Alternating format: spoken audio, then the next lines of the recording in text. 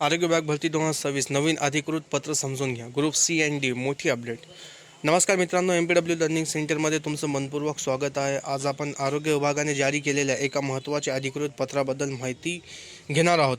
अनेक विद्यार्थी या पत्रामुळे गोंधळात आहे. काही जण म्हणत आहे की भरती आली, तर काही जण म्हणत आहेत की अजून भरती नाही. म्हणून या व्हिडिओमध्ये आपण हे पत्र अगदी सोप्या भाषेत समजून घेणार आहोत.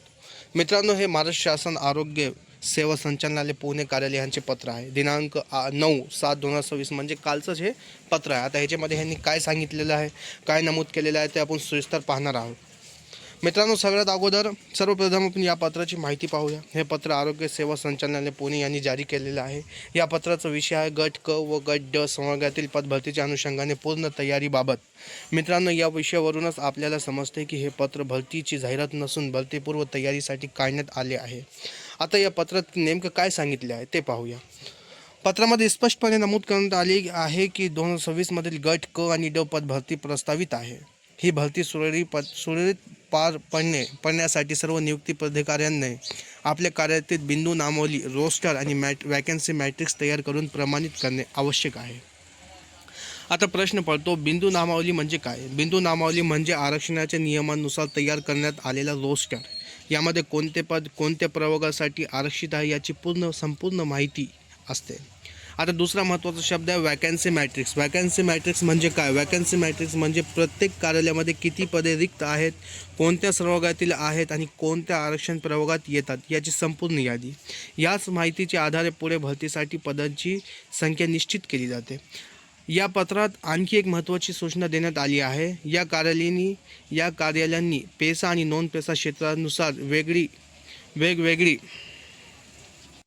सर्व कार्यालयांनी पेसा आणि नॉन पेसा क्षेत्रानुसार वेगवेगळी माहिती तयार करून ती 13 सप्टेंबर 2026 पर्यंत सादर करायची आहे. याचा अर्थ सरकार सर्व रिक्त पदांची अंतिम माहिती एकत्रित करत आहे. पण मित्रांनो, या पत्राकडे सकारात्मक दृष्टीने पाहणे आवश्यक आहे. कारण जेव्हा शासन रिक्त पदांची माहिती, बिंदू नामावली आणि वॅकन्सी मॅट्रिक्स तयार करण्याचे आदेश देते, तेव्हा त्यानंतर पुढील टप्प्यात भरती प्रक्रियेला गती मिळण्याची शक्यता वाढते. म्हणून ही विद्यार्थ्यांसाठी निश्चितपणे एक चांगली आणि महत्त्वाची अपडेट आहे. आता विद्यार्थ्यांनी काय करावे? पहिली गोष्ट, अभ्यास थांबवू नका. दुसरी गोष्ट, सर्व आवश्यक पत्रे तयार ठेवा. तिसरी गोष्ट, फक्त अधिकृत माहितीवर विश्वास ठेवा. आणि चौथी गोष्ट, कोणत्याही अफवा किंवा चुकीच्या बातम्यांवर विश्वास ठेवू नका. चला, या व्हिडिओचा थोडक्यात या सारांश पाहूया. गट क आणि गट ड भरती 2026 प्रस्तावित आहे. सर्व कार्यालयांना बिंदू नामावली आणि वॅकन्सी मॅट्रिक्स तयार करण्याचे आदेश देण्यात आले आहेत. ही माहिती 13 सप्टेंबर 2026 पर्यंत सादर करायची आहे. ही भरतीची नोटिफिकेशन नसून भरतीपूर्व प्रशासकीय तयारी आहे.